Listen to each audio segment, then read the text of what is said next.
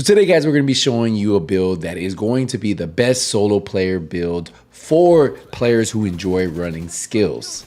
Now, I'm very sorry for my voice because I was at the Heat game last night. You guys know Game 6 in Miami. It was crazy.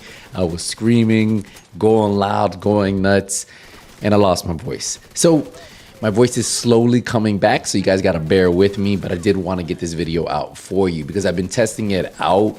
And I think a lot of you guys are going to enjoy this, especially when the golden bullet is gone. If you guys haven't made one of these builds and you're new or returning, this could be a great build to help you beat that harder difficulty without really having to rely on putting lots of damage using something like Hunter's Furies, Strikers, Heartbreakers, which you guys know those are my favorite solo player running gun builds. But if you're looking for a solo player build, one of the best, that uses skills, this is going to be the one for you just because of the amount of survivability we're going to have on this build. And you'll see in just a second because we have a couple mods that are going to help us out with those elite enemies. We also have a mask that's going to give us a little bit more armor. So you guys are going to see how we have this spec'd out, and it might be a little bit different than what you might have seen in the past, but obviously some of the pieces you might have seen.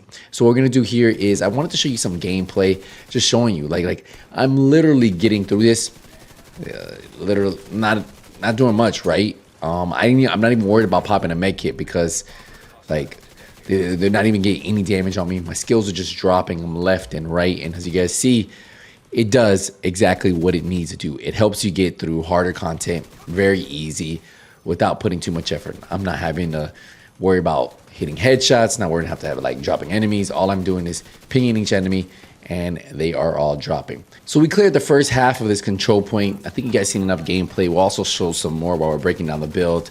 But yeah, let's get into the build so you guys can see how I have it set up. Well, we have the technician specialization. The technician specialization is going to give us 10% skill damage, plus it's going to give us 1 skill tier, allowing us to run either an extra red core or blue core on our build and being able to be maybe hit a little bit harder or have a little bit more survivability. We are running the capacitor, probably one of the best skill damage weapons to use in the game. It's an exotic. You get this from the summit from the first time, and if you've gotten one from the summit already, then you just have to farm AARs. Now mine has 101,000 damage, 700 RPM, 41 in the magazine, and then we have assault rifle damage to armor and health damage. Now the talent, what makes this so good is because when you're shooting an enemy, it builds a stack to a cap of 40. Now each stack actually gives you 1.5% skill damage. Now after 5 seconds, if you're not hitting anything, the stacks do decay 1 per second. Now for every yellow core you have, you will get 7.5% weapon damage. That is why this build hits hard even with the weapon itself.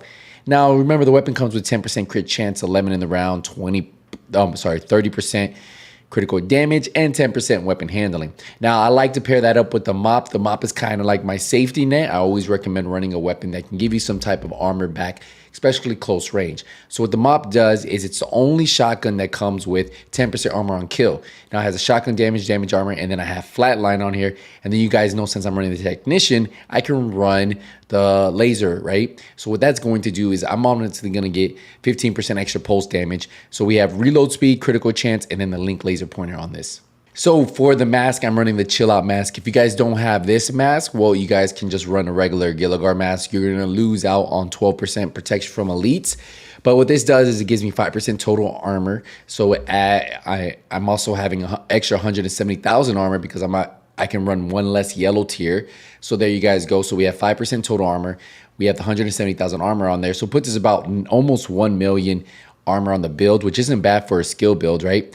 We have skill damage rolled down here, and then we have 12% protection from elites and 12% protection from elites. So I decided to put protection from elites on this build, and we're almost at 50% protection from elites. You'll see in a second. And that allows me, when I am fighting in heroic and I'm going against those yellow enemies, they can't just melt me right away. I'm going to take damage because I only have 1 million armor. But again, it definitely does help. So it's something for you guys to keep in mind. You guys can actually sacrifice a little bit of skill haste on these types of builds. So here you guys go. For the chest, we're running the Empress International chest. Now, we're going to run a 3-piece. We get 10% skill health, 10% skill damage, and 10% skill efficiency. Remember, skill efficiency is skill damage, status effect, skill haste, all the goodies from skill. You get it from skill efficiency. So we're getting technically an extra 10% skill damage, 10% skill haste on this build just from running a 3-piece. Now we have skill tier, skill damage, skill haste, and then look, another 12% protection from elites. Now we have kinetic momentum. When in combat, each skill generates a stack while active or not on cooldown. Stacks increase your total skill damage by 1% and total skill repair by 2%, up to 15 stacks per skill. So you can have 15%, 15 on one, 15 on another, total 30. So it's pretty good, right? So that's why the Empress International is so good. Now we have the Waveform Holster. Waveform Holster is also buffing our damage. So we have the skill tier on here. We have the skill damage, skill haste, exactly what you want for a skill damage build. And then look what it does. Generates a stack of 3% skill damage on one of your skills every second, capping at 10.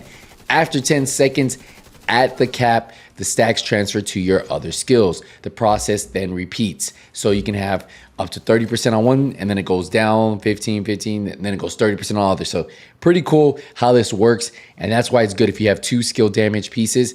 Running this holster is amazing. For our second piece of Empress International, we have the knee pads. So we have skill damage, skill haste, and a skill tier on here. For our gloves, we have our third piece, skill haste, skill damage, skill tier. And then the backpack, we went with the wyvern wear. Why? Because it gives us 10% skill damage. We have a skill damage build on. We have skill tier on here, skill haste, skill damage. And then look, 13% protection from elites. Man, I only have one of those. I've been playing a long time. Some people have multiple. So hopefully I can get more and then you can just improve this build. But ideally, 11, 12, 13, if you can get any of those, you'll be good there. And then we have tech support. Now, you can run a lot of different things. Combined arms is pretty good. I personally like tech support. The reason why is if I decide I don't want to fire my gun for a little bit, tech support will be kicking off, right? Skill kills increase total skill damage by 25% for 20 seconds. So you don't have to worry about keeping the shots going. Yeah, I don't have one, but yeah, if you want one with the combined arms, obviously it's for what, 3 seconds. So really up to you how you guys want to run it. Tech support, combined arms, whatever you guys want. But yeah, those are 2 options you guys can run with this build. For the skills, we're running the assault turret. The assault turret, look at this, 134,000 damage. Remember, that's without any buffs, not the capacitor's buff, not kinetic momentum, or not waveform. So you can see how hard we're going to be hitting with this. And then we also have, if you go over here to our drone, the striker drone, 90,000, same thing. This is what without the buffs that we have on this build. So as these buffs are kicking up, you start to hit harder and harder and harder. And that's why this is one of the best solo player builds in the game for people who enjoy running skills. And that's why I like running. Go to our stats, just check it out. We're only running 20% crit chance, 75% crit damage, 75% headshot damage, 12% armor damage. Go down to our survivability, almost 1 million armor. You can see we're sitting at 49% protection from elites. And that's why we're taking 49% less damage from those elites. And that's why it's pretty good, right? So if you guys want something that gives you a little bit of survivability and you play this a little bit different, this is the way you guys want to do it. But yeah, that's it, guys. That's the build right there. Hopefully you guys enjoy this one. I'll see you guys in the next one. Hey, nothing but skills out. Take it easy, everybody.